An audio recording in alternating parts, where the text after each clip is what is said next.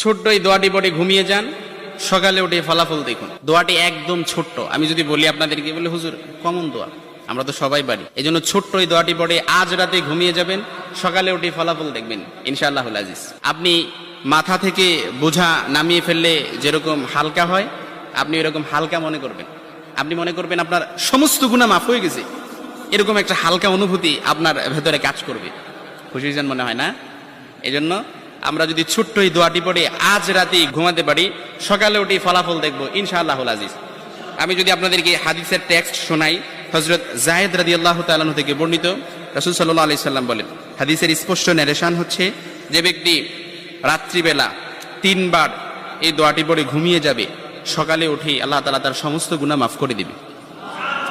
সুবহানাল্লাহ বাড়িতে যায় বললেন। এই জন্য আজ রাতেই যদি এই দোয়াটি পড়ে ঘুমাতে পারেন, সকালে উঠে ফলাফল দেখবেন ইনশাআল্লাহুল আজিজ।